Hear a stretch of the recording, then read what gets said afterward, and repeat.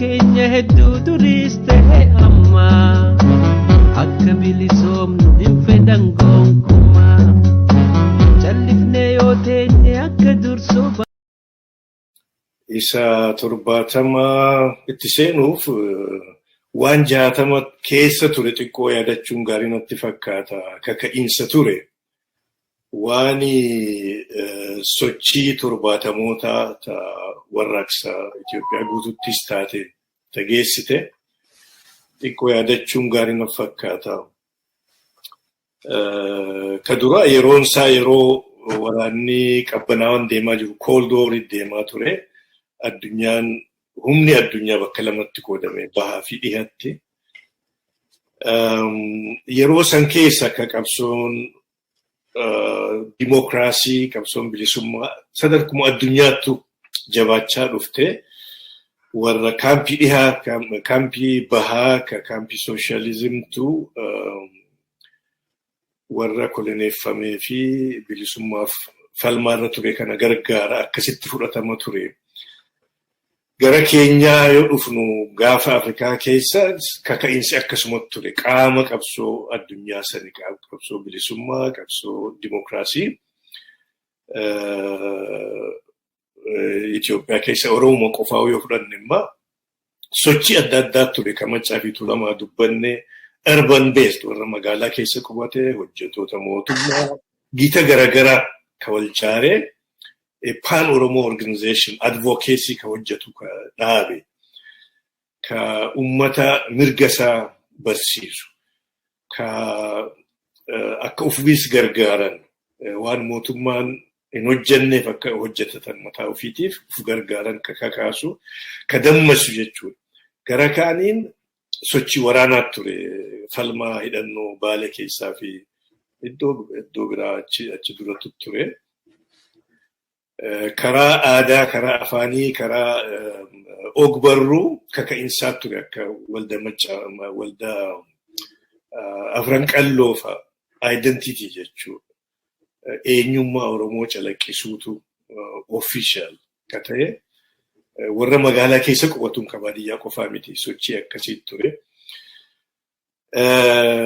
Magaalota keessaa fi yuuthii keessaa magaalaa fi baadiyyaa kaka'iinsa guddaa ture. Sochii bartoota biyya keessaa fi Awurooppaattis mirga ummatootaa falmuu mirga diinagdee akka lafti qotee bulaa fa'aa jechuudha. Kana maraa ture jechuudha. Kun hundi qofaa miti. Kana qofaa miti inumaa bartoonni hangi tokko warri sirna mootummaatii alatti akka yeroo dabrees kakaafne mootummaa alatti baratan hangi tokko ka sirna mootummaa keessatti baratan ka keessa jiran daasporaa gaafasii ta'anii akkuma ummatoota biraa ummata cunqurfamee fi koloneeffamee uf jaaranii falmaa hidhannootiif qopheessaa turan. Oromoonni karaa kanaan uf qopheessan biyya Soomaaliyaa keessatti ka uf jaaranii gara 68-69 inumaa jaarmaa adda addaa jaarmaa lamaatu ture jechuudha. Ka alaabaa tolfatee waan ittiin beekamu asxaa akkasii tolfatee faaruu alaabaa tolfatee wal jaare. Isa san akka yeroo dabre kaafnetti dargaggeeyyiin qeerroon gaafasii itti bahanii lakkii bakka bakkatti hin jaaramina bakka tokko ta'aa jiranii waliif fidan jennee bara akka 1969ti isa kanaatti ture. Achirraa immoo biitti suni kafira jedhanitti dhaqan sagantaa biraa qabdi. Yoo Western Somali Liberation Front jettanii malee uf jaartan malee akka Oromootti isin gargaaruu hin dandeenyu jedhanii. Jaarmoonni sun walitti dhufanii jaarmaa tokko ta'an alaabaa fi faaruu alaabaa tolfatan lama keessaa tokko filatan. Tokko kanuma amma addi bilisummaa Oromoo dhaale kana moggaan lameen diimtuu magariisaan jidduu handufti siyaaduu odaa je'ee ka deemu kana. Warri mootummaan Soomaalii isaan gargaaruu irraa fudhachuu dinnaani hangi tokko achirraa deemanii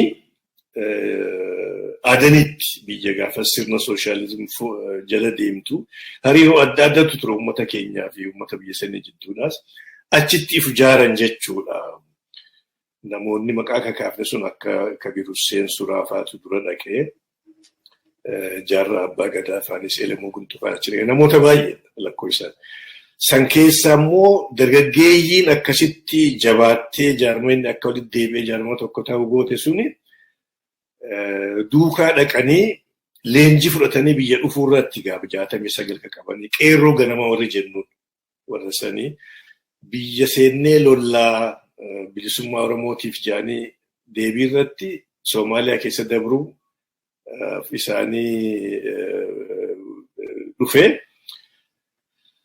expose ta'an hin saaxilamanii warri isaan gargaaru Soomaaliyaa keessa isaan gargaaraa turee fi isaanillee qabamanii waggaa 5 fidhaa turanii haala kanaatti ture jechuudha karaa daasporaa. Biyya keessa immoo dubbiin kaka'iinsi Oromoo qofaa miti kaka'iinsi garaagaraa sun walitti dabalamee kuufamee warraaqsa Itoophiyaa san kaase bara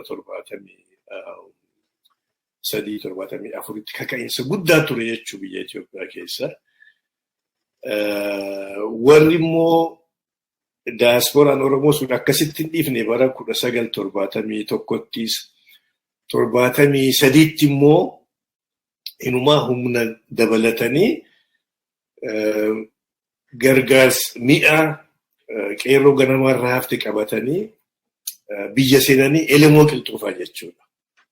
Biyya seenanii qabsoo hidhannoo falmatti seenan yeruma sana egaa warraaqsi qaba bal'atee biyya keessa gaafas warri silaa liidarshippii kennu illiitiin Oromoo maal keessa turan yoo jennemmaa kaka'iinsi bal'atee warraaqsi Itoophiyaa keessa kanaan humni waraanaa gargaarsan taajee as bahee jijjiirama fiduuf akka waan tumsa tahee jijjiirama fiduu sirna dimookiraasii sirna walqixxummaatiin fidajee kakachutti ka'ee amma uummanni biyya keessaa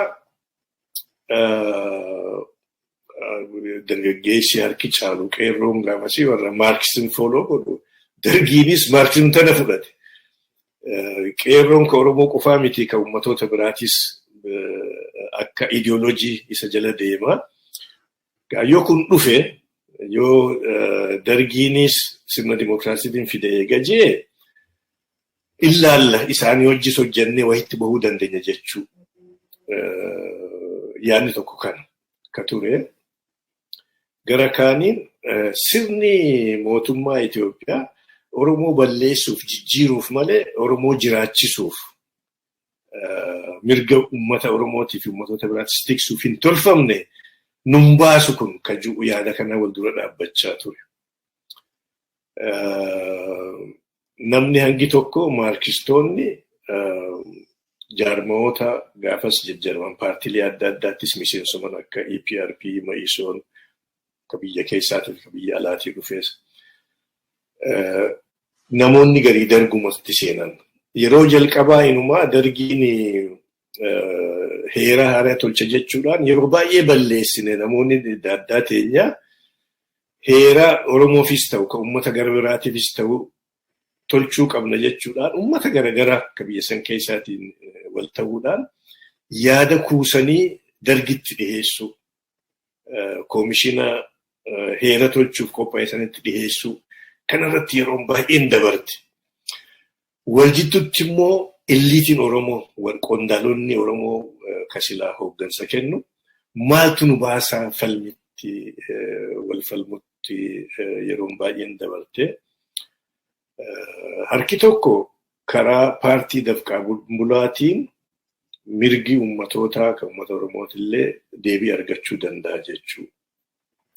Mirgi if bulchiinsaa ka eenyummaa uummata keenyaa deebisu kun hundumtu karaa saniin maaliif walqixxummaa jaasirni sooshaalizimii paartiin dafqaan bulaa yoo ijaaramte karaa saniin mirgi uummata Oromootis kan uummattoota biraatis mirkanaa'uu danda'a jechuutu jira.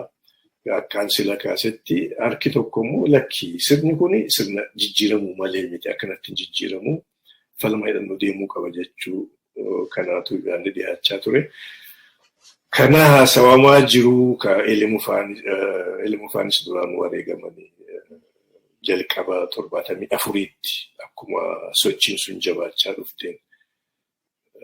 Xiqqoo booda immoo haasawa kanaa deemaa jiru Jeneraal Taaddasaan warra nun baasuu sirna kana keessa hojjechuun mirga uummata Oromootis kan uummata biraatis hin fudhatan warra jiru keessa haalollu warra jiru. Akka hoogganaatti gaafa silaa inni nama waan kana hundumaa hoogganu. Karaa biraatiin inumaa bakka biraattis siqee hooggansa caalaa uummata Oromootiif kennuu danda'a yaadni ijoollee ture. Sochii deemaa turte san garagaraan warra diyaasporaatti odoo dabalamee yaadni ijoollee ture. Sunis bakka hin geenye.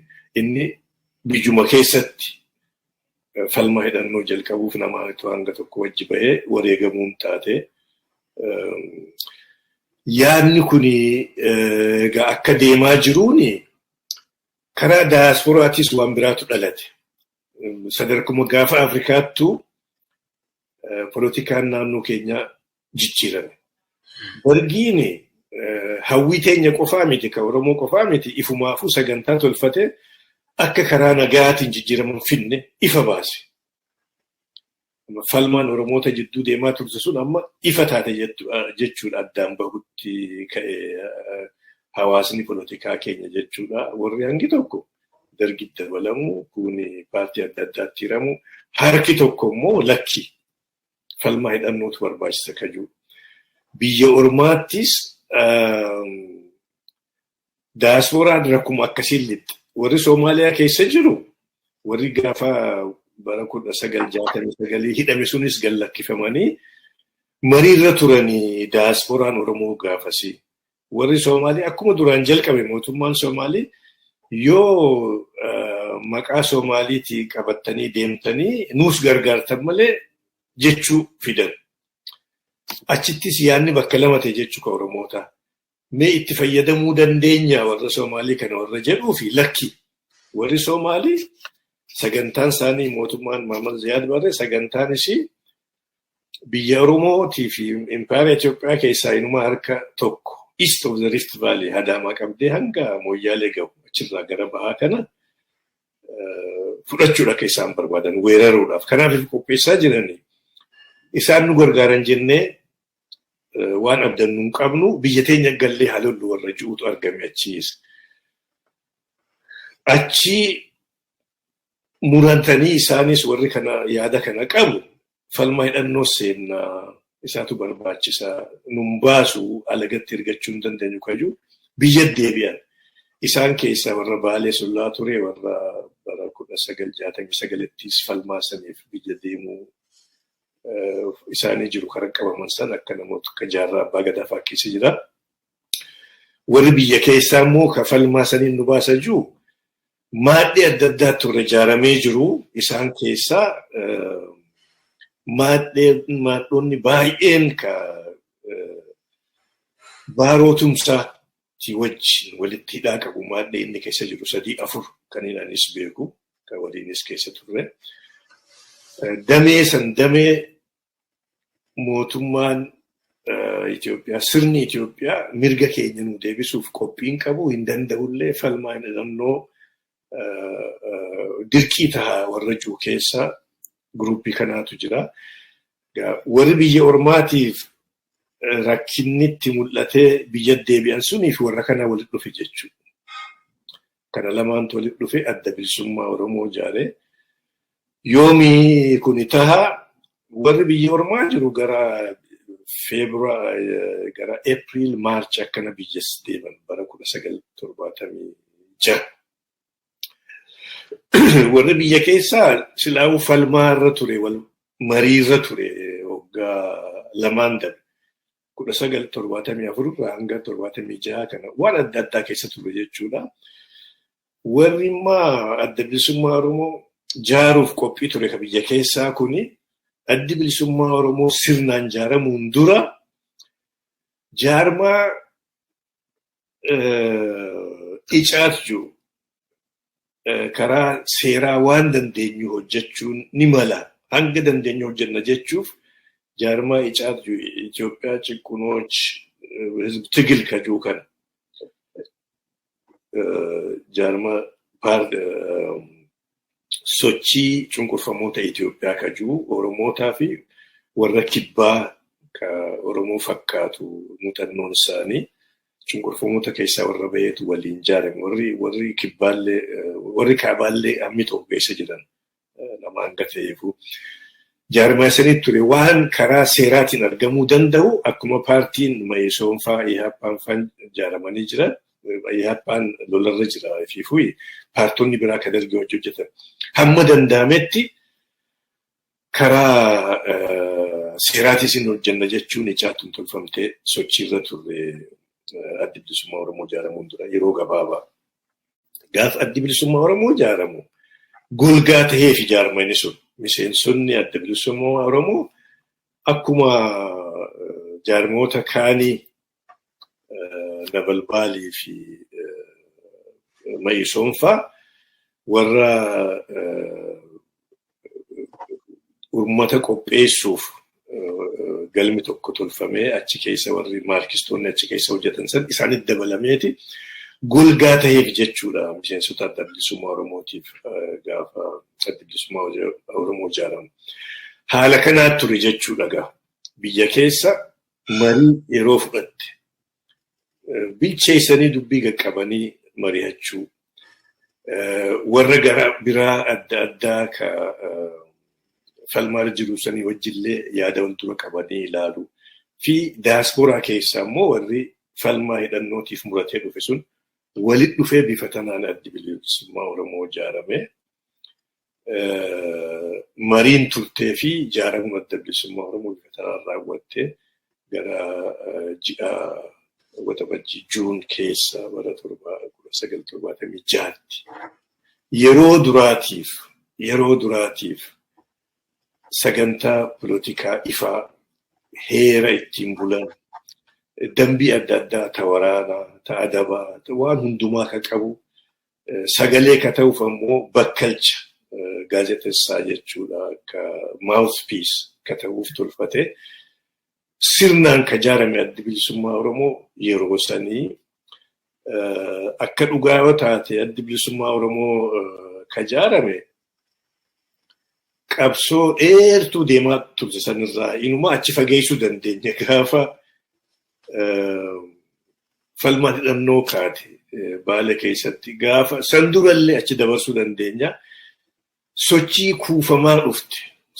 kuufamaa dhufte inuma ani akka nama tokkoyyuu na gaafatan akka jaarmaa bara 1936 gaafa xaaliyaaniin biyya teenya dhufu warra hooggantoota Oromiyaa dhihaa ka wal gahee mootummaa tolchi gaafasirraa jalqabeetiin jira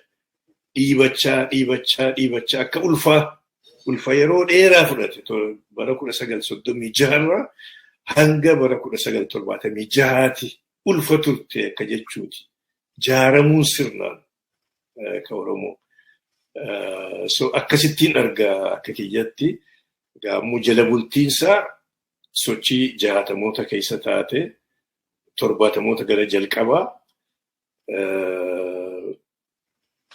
kaka'iinsa Oromoonni godhan qofaa miti dhiibbaan sirnaatis akkatti dabalamte amma dargiin duraan abdachiisee itti garagaluun illee gargaarteen jira warra falmaa hidhannootiif murannoo qabu san gochi dargiillee gargaare gochi mootummaa Ziyaad Barree uummata Oromoo akka firaatti inuma firummaa keessa biyya teessanuu fudhanna akka jechuu meeshaa godhachuu barbaadu suni onnachiifte nama akkasitti san keessaa burqee jechuudha addi bilisummaa Oromoo egaa sirna saniini dhumarratti akka jenne sanii alaabaa fi faaruu alaabaa ka 60moota keessa tolfame sanii ka fudhatame gaafa tolfame sanirraa almost akka mootummaatti hojjechuu ka'e jechuudha itti dhufna gaa waan isa mudatee yoo ka ijaaramuu isaa kanumaan irraa bu'uu wayyanatti fakkaata. Hedduu galatoomaa Obbo Tahaa. Baay'ee seenaa baay'ee nama kakaasu, seenaa nama onnachiisudha. Hedduu galatoomaa. Yeroo kanatti amma akkuma jettanii biyya keessatti waa'ee sooshaalizimii kan dhufee namoonni dhaaba adda addaa keessa turanii warri kaanii jecha keessanirraa kanan hubadhe fakkeenyaaf warra akka Icaat kun Oromoon gurmuu barbaachisu sana kaka'umsa barbaachisu sana qobaasaa akka hin taanetti warra kaanii wajjin saboota warra cunqurfamoo wajjin walitti fidee hiriirsuu warra kaanis dammaqsuu sana of keessaa qabanatti fakkaata.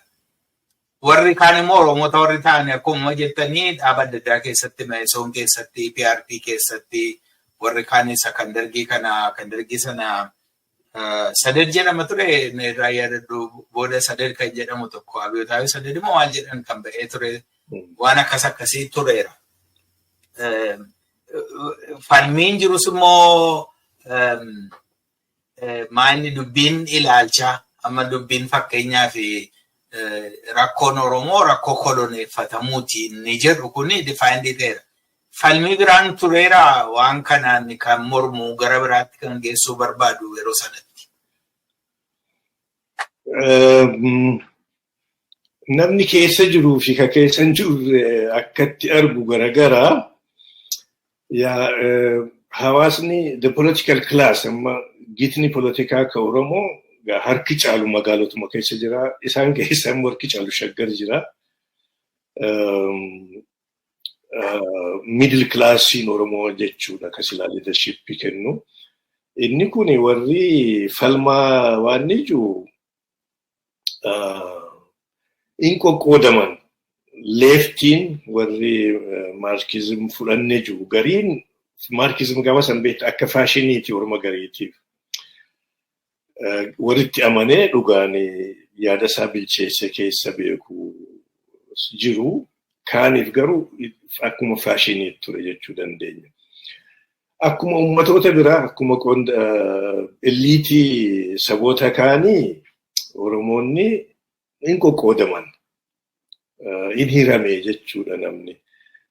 Meesoon keessa jiru inumaa sadarkaa leadershipii namoonni akka Dr. Hayilee Fidaa fi kanneen biraatis. Ka isaan argee mootti dabalame baay'ee jira. Isaan paartiin suni biyya Awurooppaatti tolfamte akka isaan itti argan hooggansisaa biyya Ormaatti ture yeroo dheeraa. Akka isaan itti argan biyyatti akka itti xiinxalan warra biraarraa adda. Jaarmoonni biraatis akkama Wazliig jedhanii Maalariid jedhanii jiru. Akki Icaatitti ijaarame yeroo paartiileen adda addaatuun tolfamtu keessatti sagaleen Oromoo akka keessaan dhabamne taasisuuf. Maaltu ta'a dargiitu sagantaan qabu gaafa wanni dhufu, gaafa aangootti dhufu. Paamfileetii namni babaasuu fi yaada kennamu kana duukaa deema. Nama abalufaa hidhiyoo jedhan ni hidha. Waa'uma akkasiiti. Gaafa kaan ka'eeti sirna sooshaalizim jala deemnaa jemaaliif eliitiin baay'een leftist waan tureef sooshaalizim je'ee sooshaalizim Itoophiyaati immoo. Kanaas warri sirna sooshaalizim beeku ideoloojii sanirraa hubatu itti qoose jechuudha. Sooshaalizim tokkichumaa saayintifik sooshaalizim malee sooshaalizim Afrikaa ka Itoophiyaa maaloo jechuun hin ta'u jennaan. Ammas qorachiisee gorsa argate. Gorsi inni argate maarkistoota kana keessaa warra tokko hanga dandeessan waliin qabna yoo mariisifne jedhaniiti namoota waliin waaman. Addi bilisummaa Oromoo dhalachuun duraa kun beeki. Namoota waliin waaman kana akka nama 15 waliin waaman keessaa Oromoonnis jiru. Paartii Meesoon jira. Oromoota patriotic ta'an namoota Oromoonni itti amanan keessa nama Baarootumsaatu jira. Innis warra affeeramee marii san keessa dhaqa keessa jira jechuudha. namaatu akeekeef ta'a Oromootaatu maqaa kaasee ta'a akkasitti affeerame innis warra 15 dargiin gorsaaf waammata keessa jira. Maarkistoota kanaatu wanni tokko tolche ofiisa tokko akka tolchan dargiin labsaanii isa kana gadhaabe. People's Organizing Office moo akkana jedhaniin የህዝብ ድርጅት ጽሕፈት ቤት አማርኛadhaan isa keessa jira Baaroo Tumsaa. Isa keessa jiraachuuf warri kun hundi paartiidha. Inni nuti gaaf haasawarra jirra, mariirra jirra, yoomi eenyutu gara qabsoo hidhannootti deema.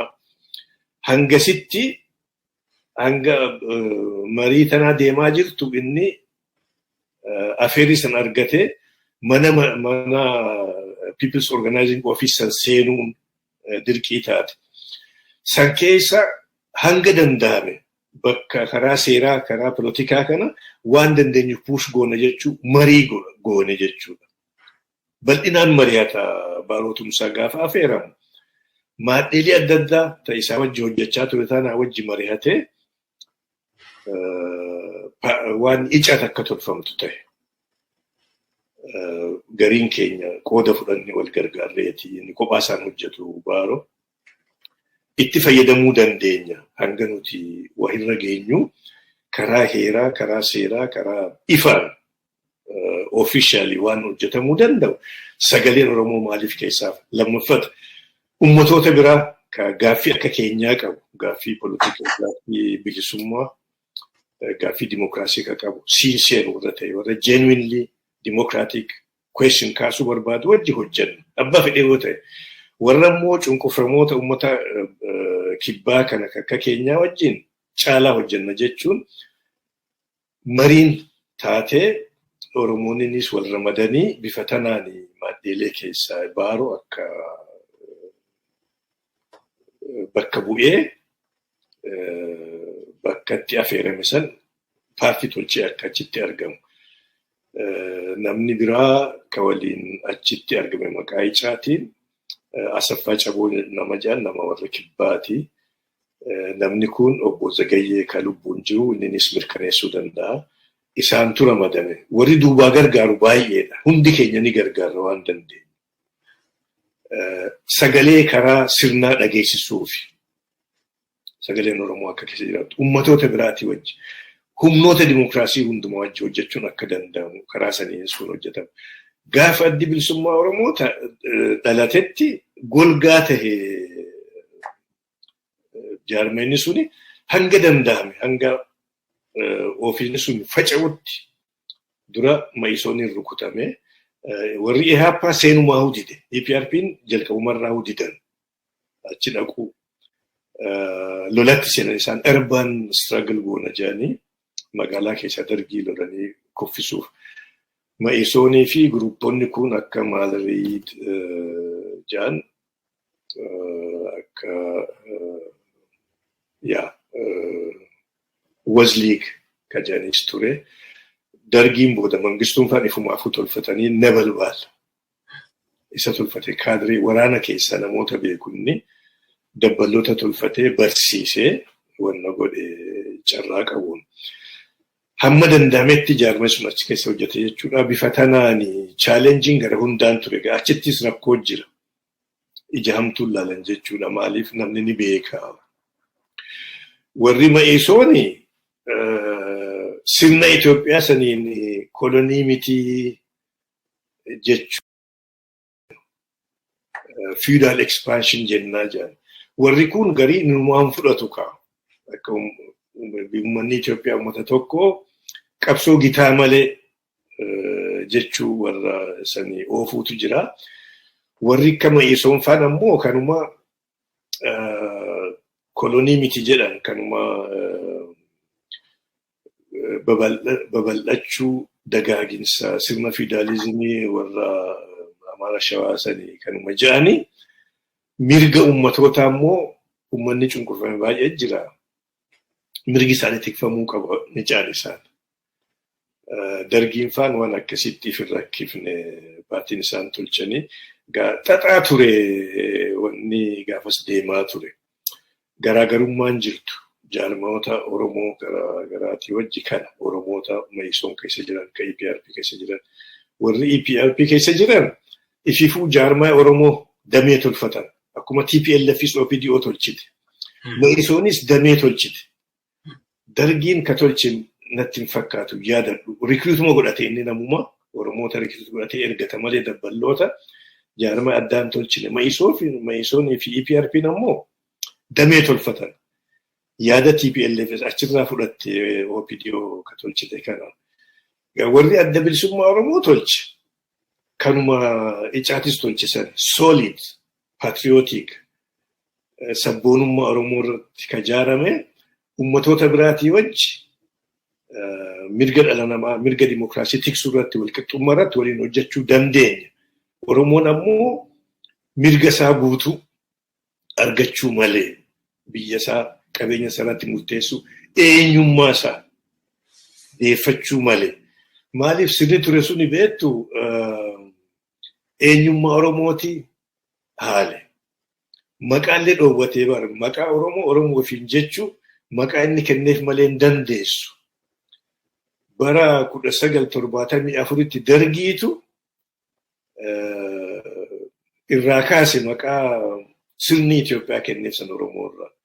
Namni baay'een dhaloonni amma afaan dhaloonni waan kabee kunatti hin fakkaatu. Afaan Oromootiin barsiisuu hin dandeessu. Dhoorgaadha. Afaan Oromootiin qotee bulaaf barnootumallee kennaa jechuu ololli ka'ee didan. Barnoota fayyaallee kennuu jechuudha. Maaliif afaan Oromoo baduu qaba? Oromoon jijjiiramuu qaba. Aadaan isaa eenyummaan isaa badee amaanaa Itiyoophiyaan ta'uu qaba jechuu irratti. Kan namaas fidanii keessa qubachiisan afaan isaa akka badu, aadaan isaa akka badu kana gochaa turani. Kana hunda jechuudha adda bilisummaa Oromoo kafalmu. Kana keessaa immoo warra assimileeted ta'e kana dura dhaabbatu beeki. Warra sirna saniif dhalate caala sirni suni Oromoota fuudhee brain wash godhee aadaa haaraa barsiisee ka ofiisan Oromootu sitti falma waan kana. Akka mirgi Oromoo, akka biyyi Oromoo, hireen Oromoo akka mul'anne Oromoota jijjiirame kanaatu namatti falma. Challenge akkasii fa'aatu ture. Akkitti ijaarame kana akeekni isaa immoo eenyummaadha dura eenyummaa deebisuudha. Eenyu taateeti mirga sanuu falmattee eenyummaa kee jiraachuu baate.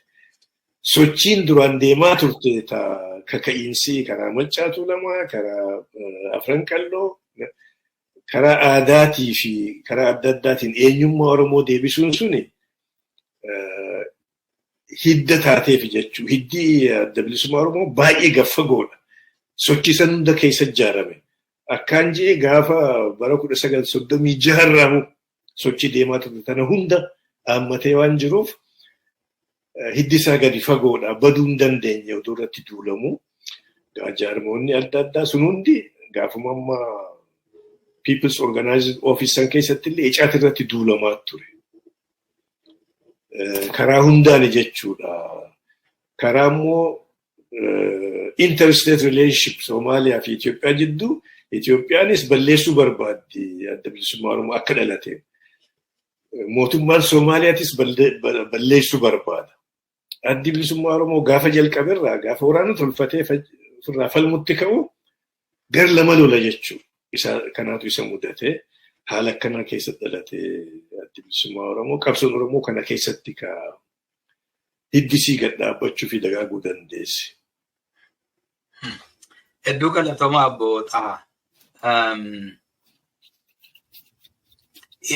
Yeroo sana gaamma gara kan adda bilisummaa Oromootti dhufnaa sana hundumaa dabarree akkuma amma jettanii waxabajjii bara 1976tti addi bilisummaa Oromoo dhaabbate. Akkuma silsila kaastanii yeroo jalqabaa fi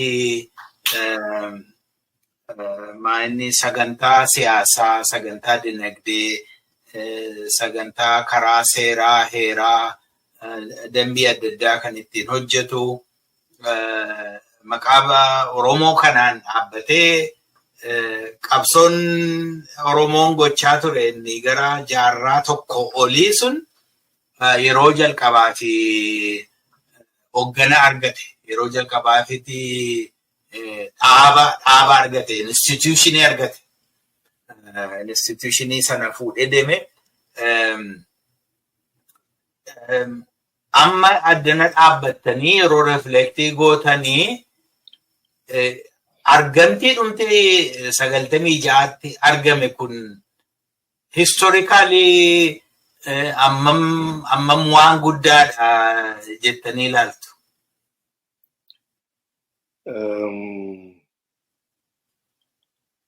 Jaaramuun adda bilisummaa Oromootii fi wanni keessa dabre wanni argamsiise bal'aa waan haasawamee dhumuu miti. Garuu ta duraa yeroo addi bilisummaa Oromoo jaaramu sanii wanni ture akkan jedhee maqaalleetu dhoorgaa ture. Afaan Oromootiin barachuun barsiisuun abjuu fakkaata ture waanuma fakkaanne. Waanuma tahuu miti akka jechuu gaara dhiibdan ja'a namoonni garii ka hamilee isaan qabne ka murannoo hin qabne ba'aa guddoo fakkaata ture. Dhugumattis ba'aa guddoodha. Uummata hanga Oromoo bal'atu ka bifdanummaa qabu, diversity adda addaa qabu, laftinis bal'oo ka cunqurfama bal'aa keessa ture, kammoo warri isa bulchaa ture, waan adda addaa irratti hojjete akka walirraa fagaatu, akka walii wajjin hin dhaabanne, akka yaadni isaa bittinnaa'u taasisaa ture. Kana keessaa bahee sagalee Oromoo tahuun naannoo gaafa Afrikaatti political contours, political map gaafa Afrikaa keessatti mul'achuun miidiyaatti politikaa gaafa Afrikaa keessatti mul'atee qabsoo bilisummaa Oromoo uummata akkanaa jira. Uummata miidhame, uummata bilisummaa falmaa jiru jedhanii lookaalii gaafa Afrikaattis ta'e humnoota garaagaraa jira. Qabsoo uummata Soomaalii, ka Eertiraa, ka Suudaanii kana keessatti mul'achuun hiriyaa ta'e isaaniif sadarkaa addunyaattis irraa haasawamuu ka'uun waanuma ajaa'ibaati. Achi geenya jechuun beektaa dhugatti abdiin ni jira. Garuu qabsaa'u malee gaafas gara achi geenya jettee himuu hin dandeessu. Akka dhalateen akka mootummaatti hojjechuutu irraa eegama ture. Fakkeenyaaf biyya keessa akka atuu kaaftisanii waa'ee waraanaa, ka sabquunnamtii waan garaagaraa tolfatee hojjechuu, intelligensiisaa, geejjiba, dhiheessiisaa kan hundumaa akka mootummaatti hojjechuu, ofiis tiksuu, oduma rakkoon adda addaa irra geessuu. Humnoota adda addaatii wajji hariiroo tolfachuu ka biyya keessaa, ka biyya Oromoo, mootummoota wajji. Mootummaa Soomaaliyaa odoo nafin biyya Oromoo hanga tokko fudhachuuf loltu ofirraa faccisaa itti haasa'uu danda'u nurra ture. Lakki isin hin baasu, nuti firaa walaa gargaarru. Seenaanis, jireenyaanis yoo wal gargaarre nu baasa. Wal loluu nurra hin jiru. Akka biraatti waliin jiraachuu dandeenya. Uummata hundaa wajji jiraachaa jirra ammaasi. Nutti hin duulinaa jechuu, fira barbaaddachuu, sagalee Oromoo dhageessisuu, rakkina Oromoo barsiisuu, naannoo keenyatti, Afrikaa keessatti waan kanaatu ture. Inumaa warri nu dura ture ka sila dubbachaa ture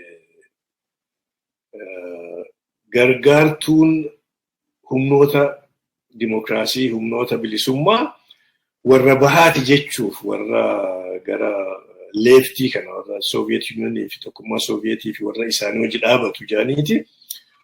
Warri nu dura amma abbootiin teenya ka sochii tana daasporaa ta'anii jalqaban ganduma warra gara bahaatti irkatu kan isaan gaafachaa itti dhiyaachaa turan. San keessa immoo South Yemanii kibbaa maarkistii turte gaafasitti isaantu caalaa gargaare. Warra biraas ittuma dhiyaachaa turan. Nuyi sanbira kunni amma oduma waraanni qabbanaawaan jiru addunyaan bakka lama qoodamtee jirtu nuyi gara tokkotti qofa irkachuun nurra hin jiru. Sochii sabaati, sochii bilisummaati bakka gargaarsarraa argannu hunduma balbala hunda rukutuu qabna jennee warra gara dhihaatis kan nu dhaggeeffatu itti dhiyaannee haasofsiisu. Biyyoota immoo biyyoota bahaatis itti dhiyaannee barsiifna dhimma uummata keenya. Warra dhihaatis akkasuma.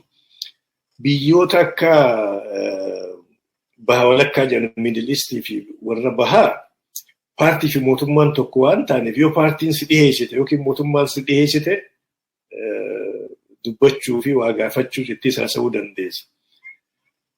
Warra dhihaa immoo mootummaa qofaa miti yoo mootummaan si dubbisuu baatellee humna garaa garaa jira hawaasni isaanii banaadha. Academic world, warra miidiyaa, warra NGO hawaasa civil society jedhan kana waan garagaraatu jira. Kana dubbisuu dandeessa. Nuyi waan jarri nu duraa godhe sanirraa xiqqoo wayyeeffanneeti bal'ifachuu hariiroon teenya akka bal'attu naannoo keenyattis Afrikaa keessatti gaanfa Afrikaatti addunyattis Middle East, Europe, Asia bakka hundumaatti akka bal'attu taasisuun dura ture. San dura akkaan kakaasaa ture sochiin qabsoo hidhannoo karuma Baalee odoo ittillee dirmachuun jiraatte bakka bakkaa'is karuma Kibbaatii fi karaa bahaatti turte.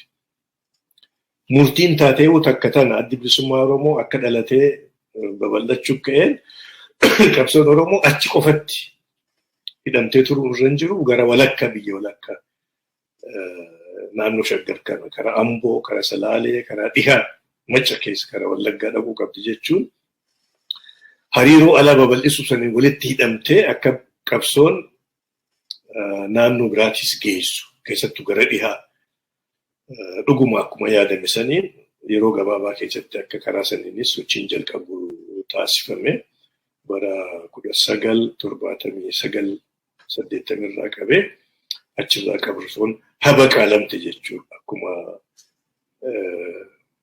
kibbaa fi gara bahaa tursiisanitti. So kanaatu argame jechuudha akka mootummaatti hojjechuu ka'e jechuudha addi bilisummaa Oromoo. Dhugumatti gaafasiif wanni baay'een dukkana turte. Ormi garii ka dhimma uummata keenyaa barsiisuuf itti dhiyaatan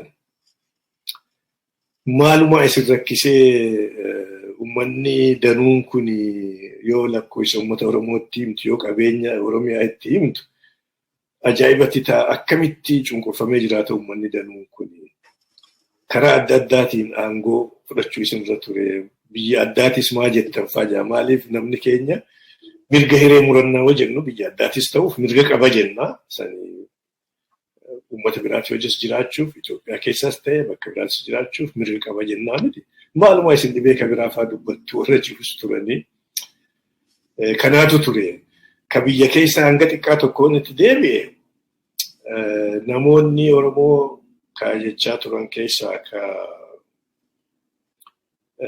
wannaatu isin dhibe akeeka poolitikaatu isin dhibe warri jiru jira. Fakkeenyaaf bilisummaa Oromiyaa guutuu barbaaddamoo ummatoota biraatii wajji sirna dimokiraatiin jiraachuu barbaaddanii Oromoota dhugaan qabsaa'uu barbaaduuf tuni akkanan argetti, akkanan argutti, akkanan yaadutti waan nama wal dhabsiisuun turre akka kiyyatti. Hanga mirga Oromoo guutuu falminutti ummata biraatii wajjin jiraachuun kophaan ta'uunis ummataan murteessaa waan jenneef akka kaayyootti. Waan san amanneef ani na rakkisee hin beeku. Ormi garii jaarmuma keessatti illee hin qaanfata wal dhoysaa turan. Warra Dimookiraasii barbaadu Itoophiyaa keessatti santu isin keessa jira. Kanaaf daddaftanii guddatiin warri ijoollee jiran miidheettaa warri akkasii jiraachuun an akkan argattu garuu qabsoon bilisummaa sabaa ideoloojii takka qofa irratti hin ijaaramtu. Ideoloojii adda addaa namoonni qabu ka aadaa jabeessuu ka xiqqoo irraa raadikaal ta'e moodern ta'e more democratic ka ta'e jira ka aadaa konservaatiivii jiraachuu mala ideoloojikali ka maarkizii ta'e jiraachuu mala liberaal democrat social democrat warra ta'e jiraachuu mala kanaafuu ammannee deemnaa warra uummata biraatii wajjin jiraachuu ni mala ju'uus baadhannee deemuu dandeenya. Ormi garii garuu if dho'isaa ture. Kana juu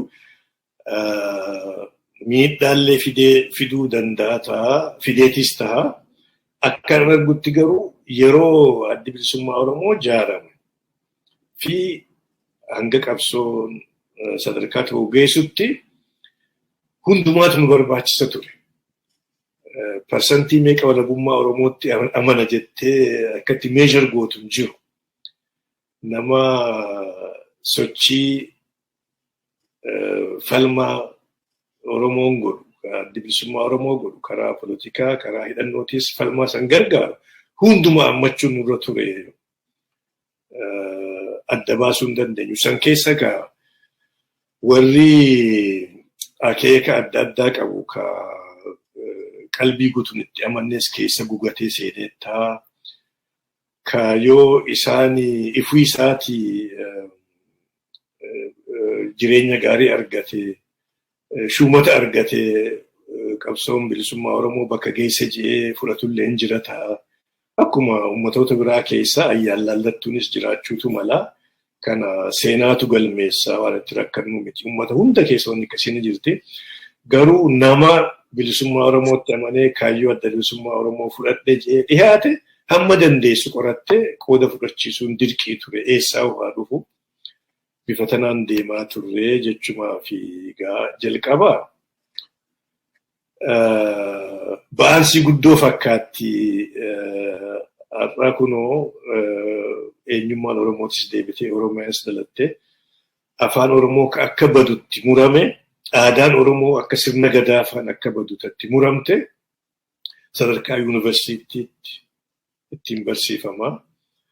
Afaan keenya sadarkaa addunyaatti amma Google keessa seentee afaanota biraatii wajji gara turjumaanaatti translate godhuu danda'ama. Kun egaa abjuu dhugaa ta'e jechuu dandeessa. Karaa ogbarruu, karaa aadaa, muuziqaa yoo ilaalte har'a muuziqaan Oromoo, diraamaan, ogbarruun, kitaabonni sadarkaa tarree afaanota addunyaa, tarree ogbarruu addunyaa seenuu irra gahee jiraatanii kan arguunis waa tokko kana garuu nuti hin qabnu turre abdiidhaan itti deemaa turre egaa bakki geenye waanuma nama gammachiiftu dhaloonni irraa irratti ijaaruu barbaachisa bakka geenye injifannoo galmoofte irratti dabaluutu irraa eegama akka tiksu irratti dabaluu irraa eegamaa jira. Hedduu galatooma abboota gara isa kanaatti dhufnaa waa'ee bu'aa sanaa tarii isa fuulduraa amma gara dirreettiin isin deebisan akka tokko egaa addi bilisummaa Oromoo dirreetti ba'ee booda rakkoon akkuma sila jettan rakkoon karaa baay'ee mudateera. Rakkoo lama waanuma dhaga'urraa rakkoo lama akkasinii xinnoo ishee xiinxaltaniin barbaada. Tokko rakkoo inni tokko qabsoon kun eegalamee yeroo gabaabaa keessatti hogganoonni qabsoo kanaa wareegamuutti jalqaban. Wareegamni baay'een ta'ee keessumaa immoo namoonni baay'een akka tokko Shiniggaatti wareegamni inni sun ta'ee iddoo biraattis namoonni akka warra obbo Baaroo Tamsaafaa wareegamanii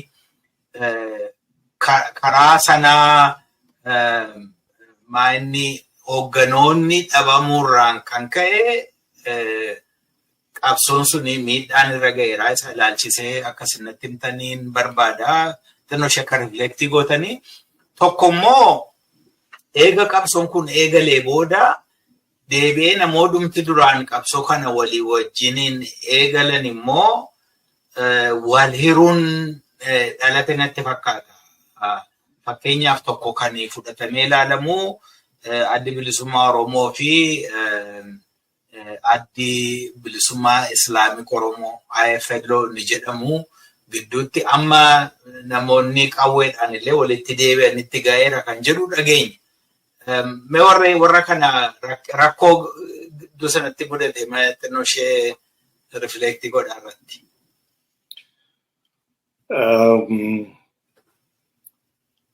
Dhuguma rakkoon mul'atte akka chairman Mao Zedong qabsoon bilisummaa afeerri irbaataatii miti jedha bu'aa bayii qabdi. Qabsoo hidhannoo seentee du'a baqachuunis hin jirtu. Falmaa hidhannoo keessa atitti dhukaaftee bishaan sitti hin facaasu diinni waan adda addaa jira. Ammoo naannoon keenya naannoo baay'ee jeeqamaadha. Dura gaaffii kallattiin adrees godhuu fi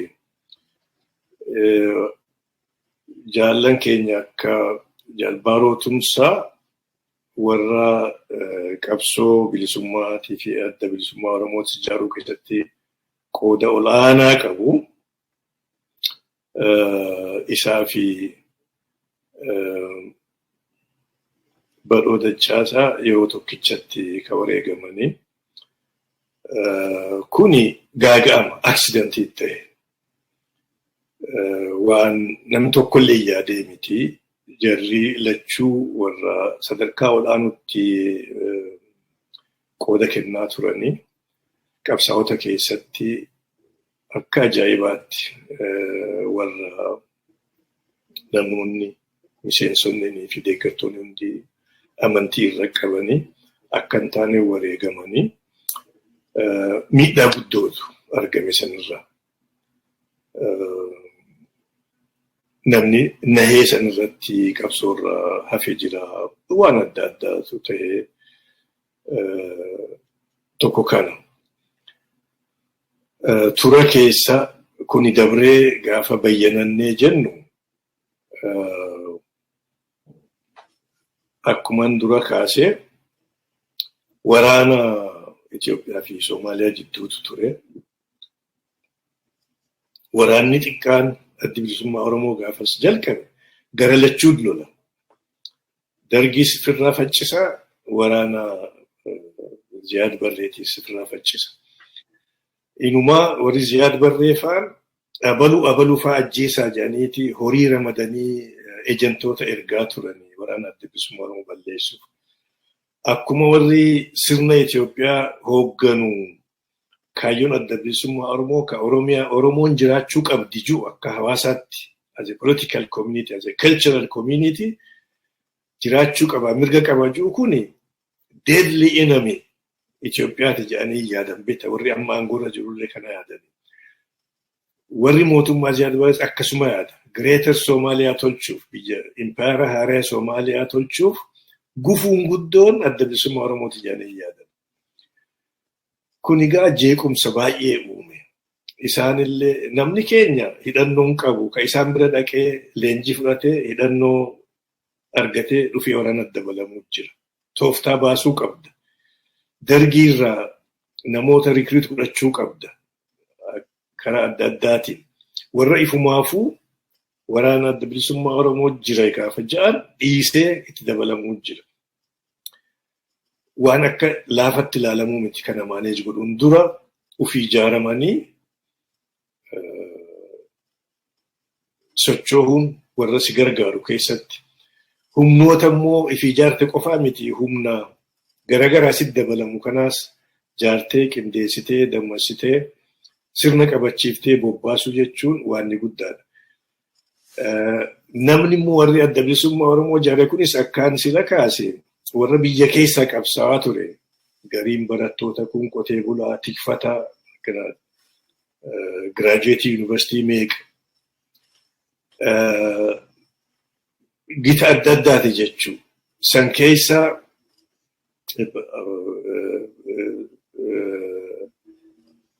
daayivarsiitiin Oromoo kun hundi maaliif biyya adda addaarraas walitti dhufeeti ka seeni milishaa dargii keessaa nama dhaloota ka Booranaa ka Salaalee hundumaa dhufee seeni.